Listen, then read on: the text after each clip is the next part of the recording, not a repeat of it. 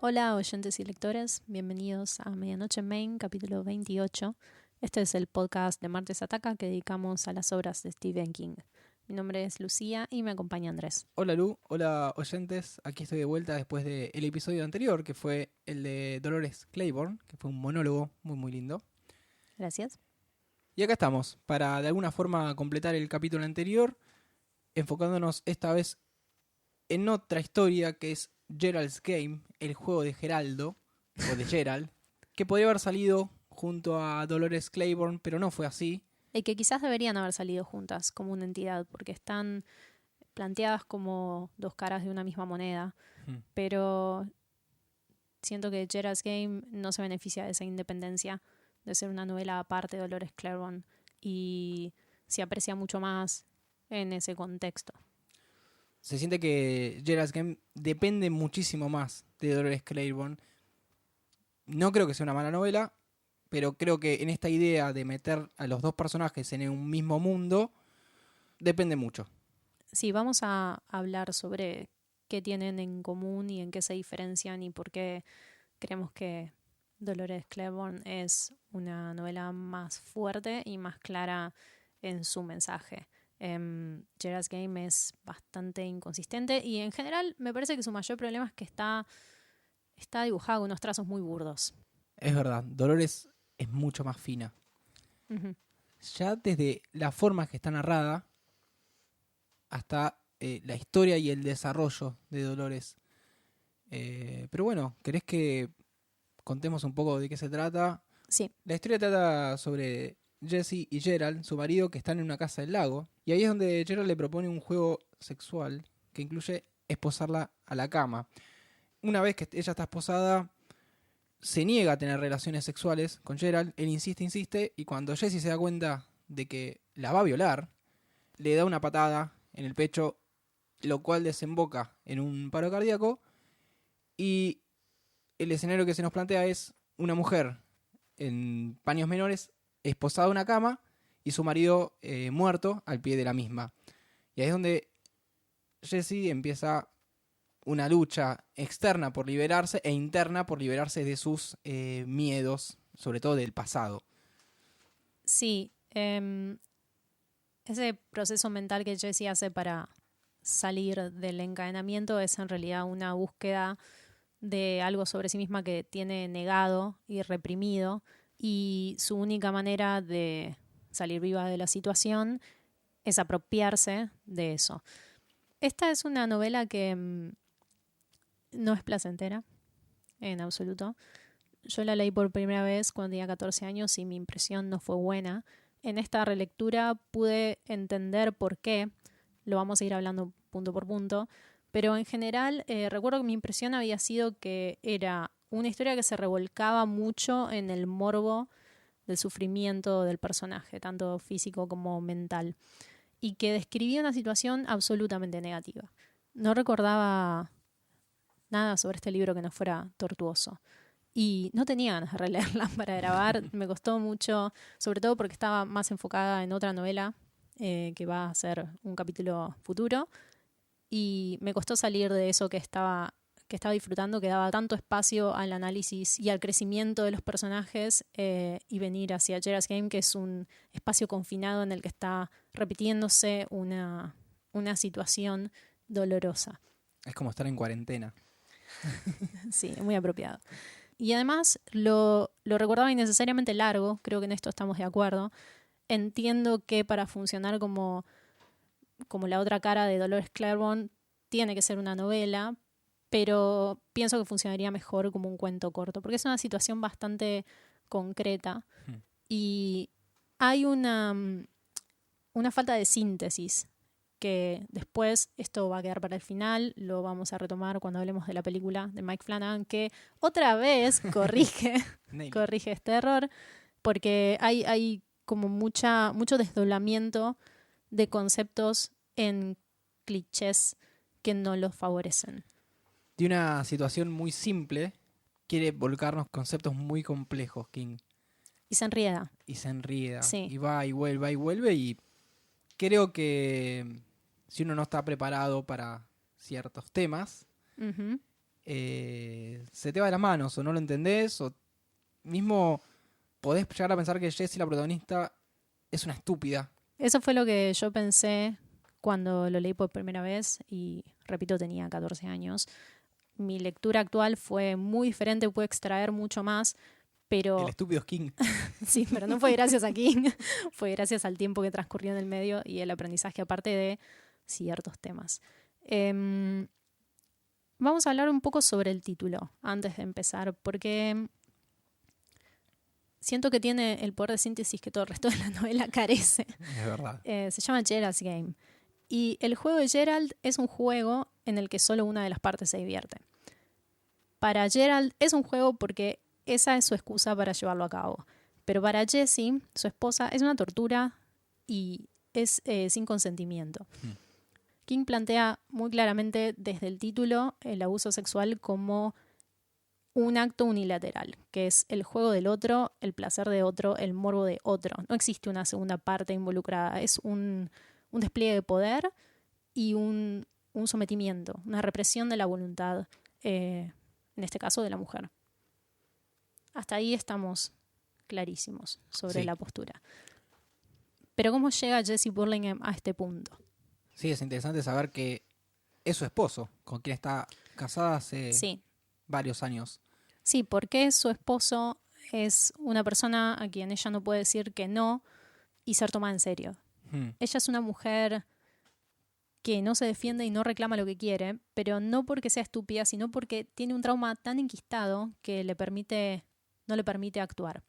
Está atascada en un momento de su infancia en que perdió el control y desde entonces nunca pudo recuperarlo.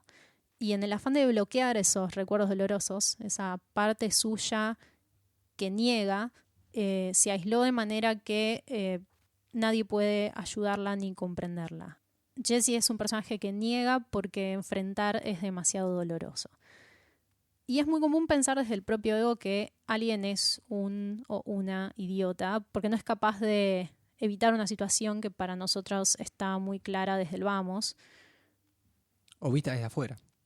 Claro, o, por ejemplo, ¿por qué alguien se casaría con una persona controladora? ¿Por qué esta mujer se dejó atar por alguien en quien no confía? ¿Por qué no contó su trauma? Y con un poco de marco teórico, pero sobre todo de empatía, la respuesta es porque no puede. Hay algo que la está reteniendo y le está evitando hacer lo que es claramente mejor para sí misma. Ahora, siento que la novela es tosca y esta respuesta, porque no puede, no está clara. En principio, la metáfora de la mujer esposada. Sí, resumiendo un poco lo que venís diciendo, Jessie es una mujer que le dio para adelante en automático, le dio. Cada vez que alguien se cruzaba en su camino para su bien, lo evitaba. Y siguió hasta llegar a esta situación tan simbólica de ella atada a la cama y no poder salir de ahí. Sí, en mi opinión esa metáfora, esa imagen de la mujer encadenada o esposada a la cama es bastante burda, en contraposición a los mecanismos y al entramado que desencadenó esa situación, valga la redundancia, que no lo son complejos. Y siento que King no hace un despliegue de sensibilidad y de sutileza para contar esto. Que el mensaje solo llega al que ya sabe la respuesta de antemano. Este es el motivo por el que Gerald's Game no me gustó cuando tenía 14 años y muchísimas menos herramientas para extraer de una novela todo esto que vamos a hablar hoy. Me dio la sensación en ese momento de que todo era caricaturesco y que Jessie era estúpida. Me entristece decirlo, pero fue lo que pasó la primera vez que lo leí. Ahora, obviamente, en la relectura pude apreciar muchos más matices, pero siento que requiere mucho del lector. Y que al ser una novela de una temática bastante turbia, hay muy poca probabilidad de una relectura. Sí, a mí me pasó que esta fue mi primera y última lectura de Ya lo decidiste. Ya está decidido. Y me costó mucho avanzar. No por lo gráfico, sino por las vueltas que sentís que da la historia y que uno avanza. Y es algo totalmente distinto a lo que sucede con Dolores Claiborne, donde creo que pasa un poco por cómo está narrado, donde acompañás a Dolores en su viaje. y acá cuesta muchísimo hacerlo. Me da la sensación de que al menos hasta en ese momento, que fue en el principio de los 90, Stephen King conocía mucha más Dolores que Jessis.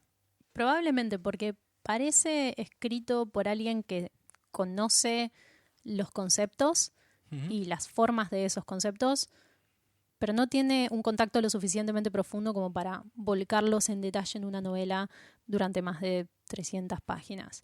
Lo dije cuando grabé el capítulo de Dolores Claiborne, pero muy probablemente ella está inspirada en la madre de King. Y King tiene ahí lo que le falta en este libro, que es un dominio sensible del tema, de la personalidad y de la construcción de esta mujer como individuo tridimensional. Jessie es un personaje muy hermético, que también tiene que ver con su personalidad, con su situación en la novela, pero cuesta mucho conectar con ella y hacer el recorrido con ella, porque uno siente que siempre está un poco más adelante de lo que ella es capaz de ver. Y siguiendo con esta metáfora de Jessie encadenada, vamos a enfocarnos en el encadenamiento interno que ella tiene y las voces que empiezan a resurgir, que son las mismas que intentaron ayudarla a salir de sus traumas. Más o menos. El recurso de las voces también termina siendo un poco simplista para lo que realmente significa. Yo creo que esas voces sí en ocasiones son aliadas de Jessie, pero también son opuestas a sus intereses, porque en realidad lo que ella enfrenta cada vez que quiere tomar una decisión es un sinnúmero de voces con opiniones dispares que compiten entre sí al mismo nivel, porque tiene interiorizada la inseguridad. Esto, de hecho, me parece bastante realista, bastante verosímil en Gerald's Game. Ese ruido mental es producto de un flujo sistemático de información que presiona a las mujeres en diferentes direcciones. A diferencia de Dolores Claiborne, Jessie Burlingame se odia por todos y ningún motivo a la vez. No puede completar una oración sin decirse cuánto se odia. Es difícil empatizar con un personaje así, pero al mismo tiempo eso es más común de lo que parece. No es para nada fuera de lo normal. Sí, todo el tiempo existe la culpa en ella. La culpa de Mucho. esto, de lo otro. Inclusive se echa la culpa de la muerte de Gerald. Sí. O sea, Que la intentó violar hace 5 minutos. Claro, se estaba defendiendo. No tiene sentido en absoluto que se eche la culpa de algo así cuando el que lo provoca es Gerald. Y ni siquiera su intención fue matarlo. O sea, se defendió, punto. Y es lo mejor que podía hacer. Sí, pero hay un mensaje generalizado del que Jessie es víctima, que es: estás haciendo todo mal. Y cuando se habla de esto, casi siempre se piensa en el cuerpo de la mujer, que hay imposiciones estéticas y lo que es la belleza hegemónica, etc. Se puede aplicar esa lógica a todo, a prioridades, a capacidades intelectuales, al carácter, a la manera de expresarse, lecciones de vida, etc. Infinito. Es un mensaje que es difícil de detectar en ocasiones y está presente en muchos de los productos que consumimos como sociedad. Vivimos en una sociedad sin reparar en ese subtexto. Jessie es víctima de esas presiones y ella lo único que ha hecho todo este tiempo es absorberlas. Sí. Y no procesa. Claro, no selecciona y descarta, no elige lo que le conviene. Y en esa manera negadora de vivir se perdió a sí misma en el ruido. Sí, mismo te voy a corregir algo. Yo siento que ella un poco selecciona y descarta. Selecciona las voces masculinas. Es que claro, si selecciona no necesariamente es para su propio bien. De hecho, le cree mucho a ese cliché que es la esposa perfecta, que en inglés ella la llama Goody Burlingame, que es como una versión impoluta de Jessie Burlingame, mucho más conservadora, siempre del lado de Gerald, pero porque es para ella irresistible. De hecho, darle la derecha a ese tipo de voces que la lleva por un camino de sometimiento es también producto del miedo a fracasar, a fallar, a equivocarse. En un fragmento describe esa voz como algo que odia, pero a lo que no puede negarse, o que al menos es muy difícil decirle que no. Lo que no me gusta mucho de este recurso es que me parece bastante superficial y lo que especialmente no me gusta es que las voces estén identificadas de maneras súper planas y cliché. Ya mencioné una que es la esposa perfecta. Sí. La amiga feminista. La amiga lesbiana feminista, que es Bueno, Ruth. la psicóloga, que a quien no pudo continuar viendo porque Porque tenía que meterse en su historia para... le ¿Qué? cantaba sus verdades. Sí, que es lo mismo que le pasó con Ruth. Cuando Ruth insistía, a vos te pasó algo, a vos te pasó algo, Sí, se pero alejó. hacía falta que sea la amiga feminista quien insistía para sacarla de ahí, quien la llevó a una reunión de otras mujeres contando. Siento que hay. Siento que es contraproducente, que refuerza todos esos clichés cuando en realidad la verdad está en cada uno y no necesita una careta de un cliché para salir a la superficie. Esto es precisamente lo que hace Flanagan. Lo voy a decir ahora porque no tiene sentido patearlo hacia el final. En la película, todas las voces son Jessie. Mirá qué simple era la manera de representarlo para que se entienda y no para que termine pareciendo que Jessie es una boluda influenciada a quien le llenaron la cabeza Claro, de porque conceptos. a la larga sentís que, bueno, se deja de ser influenciada por Claro. Gerard y pasa a ser influenciada por otra. Y al final no sos nadie. Tal cual. Lo único que me queda en duda en esta situación de las voces y de tan estereotipadas es el contexto histórico en el que King escribe esto. Los 90, Los los 90, 80. tal vez las únicas mujeres que te podían ayudar eran las que eran muy feministas y podían llegar a entender una situación, y el resto de las mujeres ante una situación de acoso no te podían ayudar porque pensaba que vos estás en falta. Realmente no lo sé. Vos algo dijiste el capítulo anterior. Son temas muy complejos que se pueden consultar Exceden la ficción. en muchas otras bibliografías que se alejan muchísimo de lo que es leer King. Pero por eso, limitándonos al área de la ficción, mirá cuánto más interesante es que la amistad y en cierto modo la salvación mutua en Dolores Claiborne sea entre dos mujeres que no tienen nada en común y que no son solidarias con la otra, no son necesariamente sororas de la manera que uno esperaría. Y eso es lo que enriquece Dolores Claiborne, que busca una conexión en lo inesperado, en algo que es profundamente humano sobre ellas como mujeres y como individuos. Y en esta novela no siento que se produzcan ese tipo de conexiones. Yo no viví la amistad negada entre Jessie y Ruth, no me involucré personalmente en ese aspecto del argumento. En cambio, en Dolores Claiborne hay algo muy poderoso en el desarrollo de ese vínculo. Es algo que es central además para la trama. Así que sí, la palabra sería superficialidad. Ya hablamos bastante sobre Dolores Claiborne, pero siento que No, pero es necesario. es necesario porque están despejados, pero a la vez hablan de lo mismo de maneras muy diferentes. Y esto reconfirma lo que dije al principio. Cuando vos hablaste sobre Dolores Claiborne, no tuviste que hablar de Gerald's Game. Ese fue el motivo por el que éramos Dolores Claiborne primero, porque sí, definitivamente Gerald's Game depende mucho del otro. Y hablando de eso, bueno, Dolores es un personaje al que yo creo que las mujeres aspiramos más, ¿no? Tiene un carácter fuerte y se defiende, toma decisiones, es aguerrida, es trabajadora, es muy transparente sobre sí misma y es consciente de qué aspectos sociales la están oprimiendo en cada momento. No es negadora. Y fíjate que el punto de quiebre de Dolores no es el maltrato de Joe hacia ella, sino el maltrato de Joe hacia su hija. Sí. Los límites de Dolores van más allá de ella, y eso es algo que es totalmente distinto a Jessie. Sí, tal cual. Ella está más inmersa, ¿no? Y Jessie está más aislada. Pero la verdad es que Jessie también es algo que muchas somos y no queremos admitir. Es la parte una que la avergüenza. Pero lo que ambas tienen en común es el hartazgo. El punto de inflexión, el momento de respuesta al abuso. Más que al abuso, y esto también lo dije en el capítulo anterior, es al goce del varón sobre ese abuso. Y creo que hay una temática central en las dos novelas, independientemente de los aspectos que cada una toca. Y es que cuando una mujer reacciona de manera, entre comillas, desproporcionada, o sea, que es percibida como desproporcionada, generalmente por un varón, como la patada en el pecho de Gerald que le da Jessie, o el empujón al fondo del pozo que Dolores le da a su marido, se suele usar algún término peyorativo para describirla. Es histérica, es exagerada, es dramática, etc.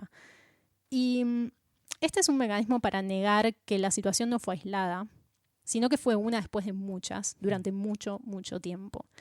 Tiene como fin reescribir la historia. Que otro, generalmente un varón, tenga el poder de definir quiénes son estas mujeres y por qué hacen lo que hacen, es central en ambas novelas. En esto funcionan muy bien, una junto a la otra. Sí. Si bien me parece que Dolores Claiborne es mucho más concisa, directa y clara que Gerald's Game, cada una tiene lo suyo para contar. Aún así, me sigo quedando con Dolores Claiborne. Algo que estamos dando como por sentado es la relación directa entre estos dos personajes, que es el día del eclipse. Exacto, sí, no contamos nada sobre eso. No, de hecho, lo estamos contando de forma rebuscada como pasa en Gerald's Game. Lo que sucede el mismo día que Dolores Claiborne empuja a su marido al pozo es que el padre de Jessie, en el mismo suceso de estar viendo un eclipse, abusa de ella. Sí.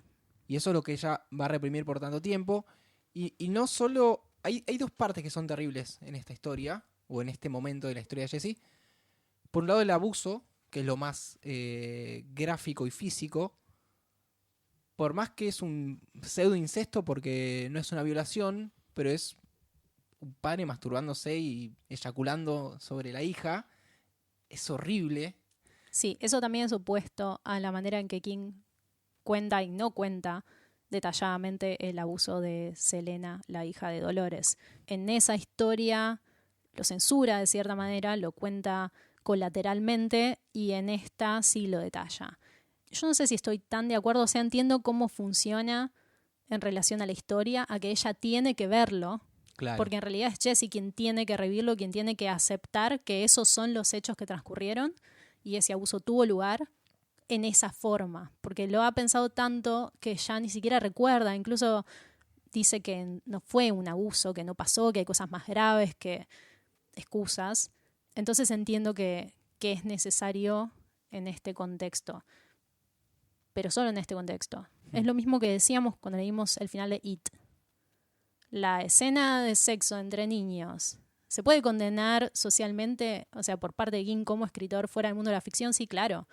Pero estás leyendo en una historia de ficción donde ese hecho tiene cierto rol, tiene cierto significado. Y la otra parte es la mental, el juego, justamente, que le hace el padre Exacto. a Jessie para que oculte esto de por vida. O sea, así como ella se está desarrollando sexualmente, también se está desarrollando mentalmente, y la idea del padre diciéndole, bueno, vamos a contarle a mamá lo que pasó, y haciendo que la misma Jessie de vuelta al tablero diciendo no hay que contarle a nadie, es terrible, y eso es lo que la define completamente. Sí, y también creo que es importante cómo está descrita la situación, porque si bien ella tiene miedo, está confundida y está asqueada, también quiere a su padre. Hay una parte de lo que sucede que no se puede dejar de contar, y es que ella se siente segura con él y está convencida de que en lo que pasó, si algo está mal, es de parte de ella, no de parte de su padre.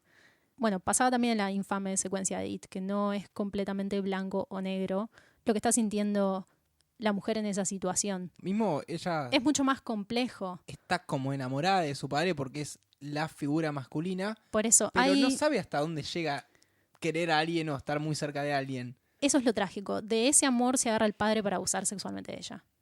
Confiando en que en ese amor ella lo va a defender y nunca lo va a exponer, esa es la herramienta que él usa para controlarla. Y eso es lo terrible, eso es lo inhumano de la situación, además del abuso sexual, que también lo es, y del incesto y de la pedofilia, y un montón de cosas tremendas que están pasando en esta secuencia.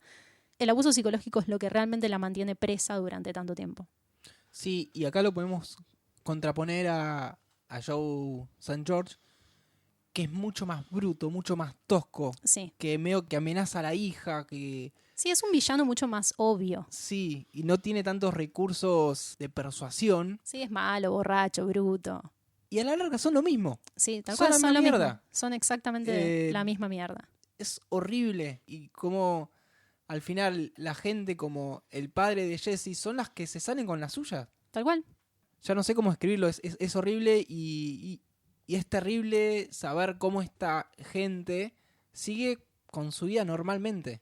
De hecho, Jessie, niña, no quería arruinar la familia. Tipo, tenés 10 años, tenés 11 años, tu padre te está usando y manipulando. Y ya de chitas pensás que tenés una responsabilidad en eso. Es terrible.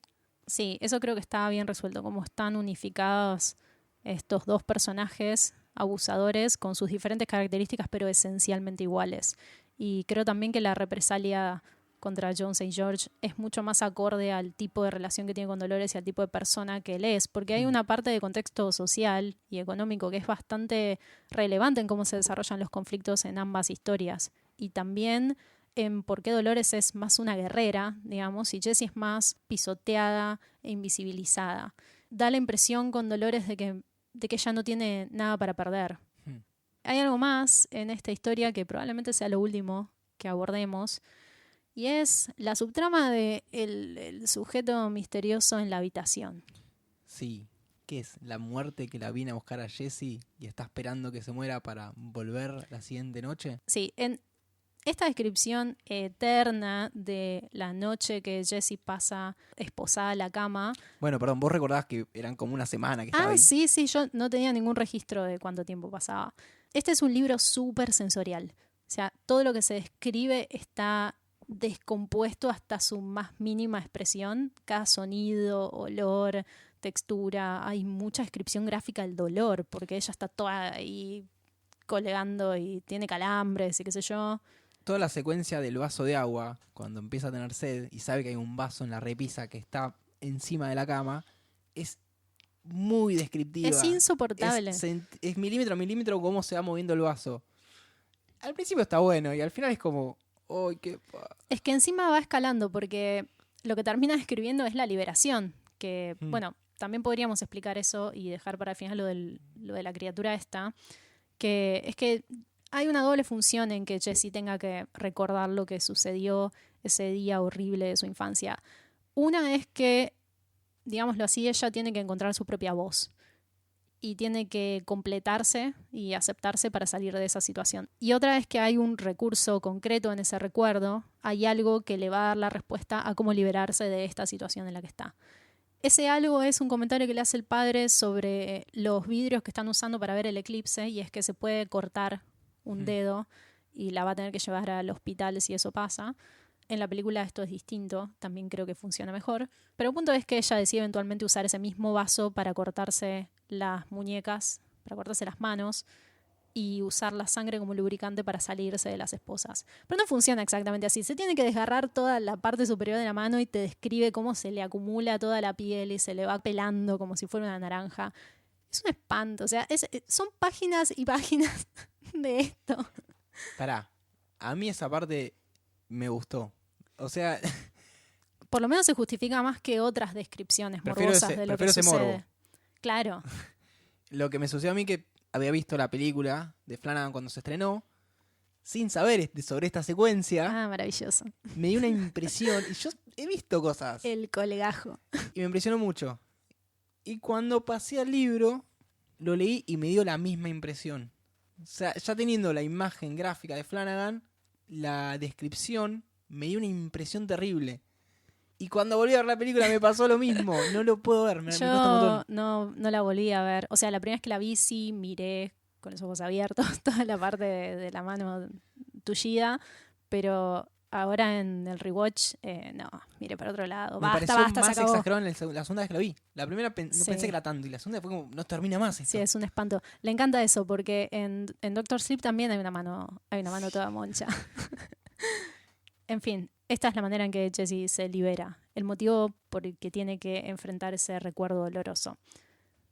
Y la criatura sobre la que estábamos hablando antes, esto está quedando más de prolijo. Esa criatura es una visión que Jessie tiene mientras delira deshidratada y dolorida en esa cama, de un tipo que está en la esquina de una habitación, pero que no es exactamente un tipo, es una criatura que ella no logra definir si es real o no, que solamente la observa. Tanto que ella termina pensando que fue un invento de su imaginación, a pesar de que ella ve una huella en el suelo que que es claro indicador de que hubo una persona ahí, pero no puede ni siquiera creerse esa verdad tan clara. Jesse le tiene miedo a esta figura porque cree que es la muerte. Se autoconvence también a través de las voces de que es la muerte y que si pasa una noche más en esa casa, la muerte se las va a llevar. A partir de esto también toma la decisión extrema de cortarse la mano para desencadenarse. Así todo, una vez que ella logra sacarse las esposas, hay toda una secuencia donde intenta llamar por teléfono, no hay línea, piensa que este ser le cortó el teléfono, etcétera, etcétera, etcétera. Todo medio delirante, además, porque ella no está en su mejor no sabes momento. qué es real, qué no es real. De hecho, apenas se saca, yo pienso, anda a tomar agua. Tapate la mano. Re desesperante. Se termina enfrentando a este ser. Se le presenta antes de abandonar la casa. Y le da como obsequio su anillo, el de casada. Ya sabe por qué ella entiende que se zafa de la muerte, pero le tiene que dar algo a cambio. Delirio. Y escapa más que del lugar, escapa del celeste. Sí. Se va en auto y la rescatan y se rehabilita y todo, pero le queda siempre la duda de si esa criatura era real o era producto de su imaginación o era algo sobrenatural como ser la muerte. Nadie le confirma en la investigación de lo que sucedió que esto haya sido real. No hay evidencia. Pero nadie encuentra tampoco el anillo. No, entonces ella no tiene una respuesta sobre el tema por mucho tiempo. Y en la novela hay todo un capítulo en el que ella le escribe una carta a su amiga feminista, que no ve hace un montón de tiempo, contándole que finalmente se definió que esa criatura era en realidad una persona que entraba a las casas de la gente, les robaba joyas y de paso saqueaba tumbas y también violaba cadáveres. Era como la peor criatura posible sobre la tierra porque encima había violado un bebé, tipo algo como súper turbio. Bueno, y en todo ese capítulo describen todos los crímenes de esta criatura y Jesse decide ir a enfrentarlo, ir a verle la cara y convencerse por sus propios medios de que eso fue real. Sí, su miedo era despertarse y que un día esté ahí. Claro, nunca pudo rehabilitarse por completo porque le quedó esa duda boyando. Por la cantidad de tiempo que le dedica King en la novela, da la impresión de que quiso decir algo. Hay un concepto ahí dando vueltas. Hay una metáfora. Una metáfora. Es como el perro. No mencionamos, pero hay un perro que también la acecha. Que se come a Gerald. Que se va comiendo la cara de Gerald de a poquito. Y nada, y te cuento la historia del perro. Yo disfrutaba cuando se comía a Gerald, ¿vos no? Estaba bueno. Sí. Me saca la cara, es buenísimo. Porque también se va a entender que el perro es un perro callejero porque alguien lo compró y después lo abandonó porque era muy caro o muy caro. No quería gastar plata en llevarlo de cruzar de estado o algo así. Un accesorio. Un accesorio como Jesse. ¿Será eso lo que nos quiso decir? No lo sabremos nunca. Quiere decir tantas cosas en esta novela que es difícil. Es difícil detectar cuándo fue intencional y cuándo no. Por ejemplo, el caso del perro, antes de grabar Andy me dijo, vamos a hablar sobre el simbolismo del perro. Y yo le dije, ¿qué simbolismo del perro? Es un perro que se come a Gerald. Bueno, estábamos diciendo que este personaje, esta criatura inhumana, en realidad era un humano. Era tan real como todos sus miedos y sus fantasmas y las personas que ella conocía. Exacto. Y quiero creer que ese es el motivo por el que le pone tantas fichas a este personaje, que el abuso nunca estuvo en la imaginación de Jesse. Claro. Y es otro caso que subraya lo que igual ya habíamos entendido, que es que el monstruo no existe sino como ser humano monstruoso. Y como ya dijimos que conlleva un proceso largo y doloroso dejar de reprimir, justificar y tergiversar esa realidad. ¿Hablamos sobre la película? ¿Ya estamos con la novela? No hay mucho más que hablar sobre la novela. La película, más que nada, lo que hace es traer esta historia a la actualidad y corregir estos errores que decíamos que tanto se notan en la novela. O sea, son errores para mí en mi posición de lectora. No sé si decir que son errores. Desacierto, vamos a decirlo. Desacierto, sí. Y esta idea de simplificar las voces en Jesse y Gerald es medio la idea del ángel y el diablo en los sombritos. ella tiene por un lado a ella, se tiene a ella misma y por otro lado lo tiene a Gerald, que ya está muerto, pero que igual le habla. Es como lo acabas de decir, ella se tiene a ella misma. O sea, tiene que abrazar el saber de tenerse a sí misma. Y queda muchísimo más claro en la película. En general, todo está más claro en la película. O sea, hay un trabajo hay una limpieza profunda de la novela como material base. En cuanto a la trama, o sea, el desarrollo de los hechos, todos los elementos están mucho más a la vista. Está construido más minuciosamente desde el principio. Acá está el vaso, acá está el papelito que va a ser el sorbete, acá está el perro, etcétera. Cuando están en el auto yendo a la cabaña, están por atropellar al perro y lo ven. Y antes, en la radio decían, hay un sacador de tumbas. Es como que está todo acá. Estos son todos los personajes que vas a ver. Sí, todo lo que se menciona o aparece tiene relevancia en la historia. Bueno, en el cierre también es muy interesante que la carta se la escribe a ella misma. A ella niña. Sí, también es una manera más clara de escribir esa reconciliación.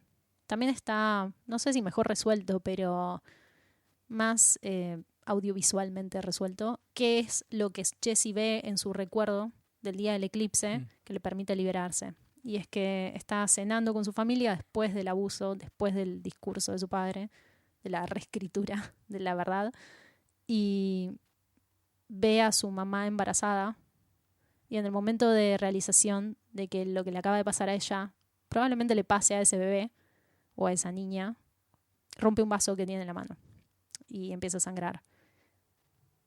Y bueno, tiene un montón de recursos visuales muy lindos esta película, que nos permiten adentrarnos en ese mundo mental en el que está Jessie, porque la habitación es...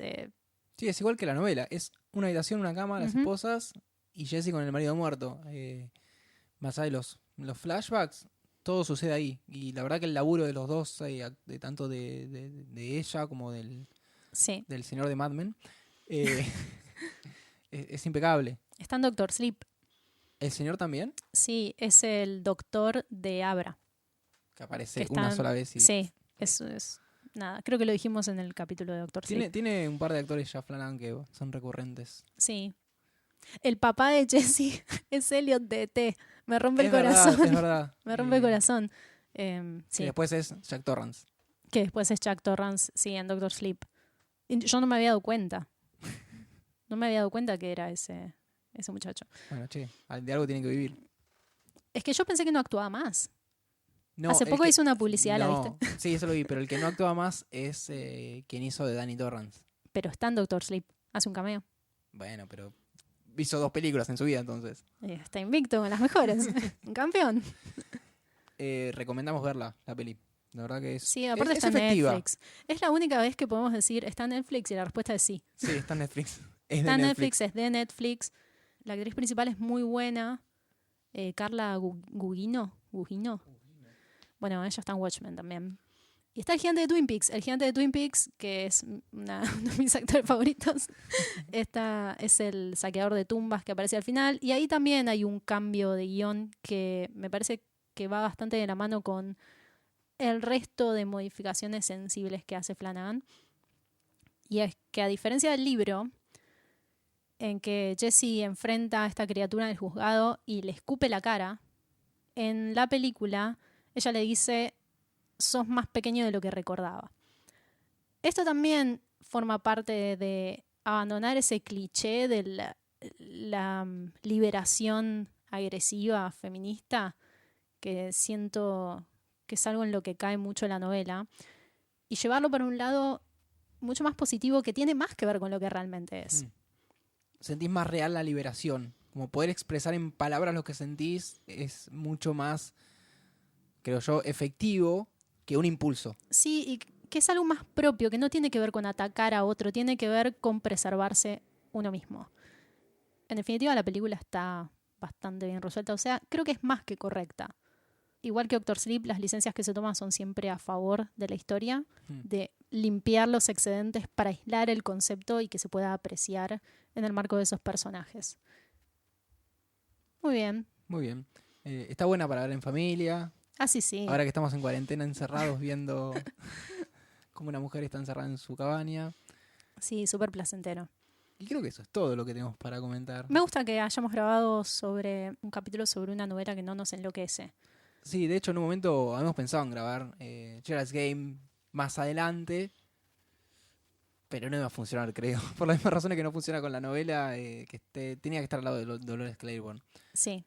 No quedaba otra. Sí, quiero aclarar que hay varias novelas de King que leí, pero que no están teniendo podcast por este motivo. O sea, no me siento motivada para releerlas. Tengo mis dudas sobre cuánto voy a ser capaz de extraer de esas novelas.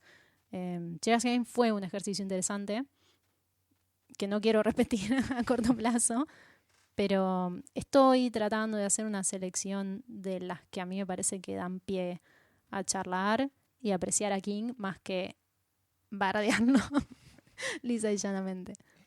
La intención es buena en Gerald's Game. No por eso la ejecución es impecable Es verdad. y no dejo de respetar que haya querido contar esas historias. Sí, más de un King que venía contando mujeres muy básicas. Uf, Bueno, es algo que no me hagas empezar. se le criticó un montón y a que en los 90 trató de ir corrigiéndolo y sigue en ese camino. Y ha mejorado mucho Sí. también. Pero de nuevo, en esta dupla de libros se subraya lo que mismo King dice, que es escribir sobre lo que sabes. Se nota mucho que sabe más sobre el tipo de mujer que es Dolores Claiborne que sobre el tipo de mujer que es Jessie Burlingame. Me gustaría que esta sea una única edición con 2 historias, para lo cual habría que sacarle como 100 páginas a Gerald's Game. Sí, es que Gerald's Game es más largo Es mucho más que Dolores largo. Claiborne Sí, sí. y eso lo debilita bastante. En esta idea de historias juntas y de King tratando de corregir su visión sobre las mujeres en la literatura, los invito a reescuchar o escuchar el capítulo que grabamos sobre Full Dark No Stars. Sí, vuelvan a escuchar Full Dark No Stars si les interesa. Está mucho mejor escrito que Gerald's Game. ¿Y dónde lo pueden escuchar? En martesataca.com.ar o en Spotify, que es un poco más práctico. Sí, nos buscan como Medianoche en Maine en Spotify, están ahí todos los episodios. Estamos en iTunes. También pueden buscar el mejor podcast de King en Google. Y van a la página 100 y ahí aparece Medianoche en Maine. Scrollean 3 horas y ahí estamos. Así que eso es todo, amigos y amigas. Nos pueden escribir y contactar en Martes Ataca, en Twitter. En Facebook también, pero es un poco más lenta la comunicación. Tenemos una intermediaria en Facebook. Sí, sí. Pueden usar directamente, si no, el hashtag Medianoche en Maine, que cada tanto lo revisamos y nada, nos ponen contacto cada vez que nos escriben. Sí, vamos a tratar de volver prontamente, pero... Dejemos de prometer cosas, Lucía. Bueno, pero estamos todos en situación de aislamiento social, preventivo y obligatorio. Así que para nosotros también es un gusto hacer esto. Lo que pasa es que hay que juntar coraje y bueno, releer a veces algunas novelas que no nos da tanta gana. Pero hay planes emocionantes para los próximos capítulos. Nos estamos acercando al número 30, que en realidad no es el número 30 porque hay como un 0, un epílogo, otro epílogo, de Castle Rock. Pero ponele que es el número 30 Sí, sí. y lo vamos a festejar porque lo digo yo. Así es. Porque yo pongo las reglas en este podcast.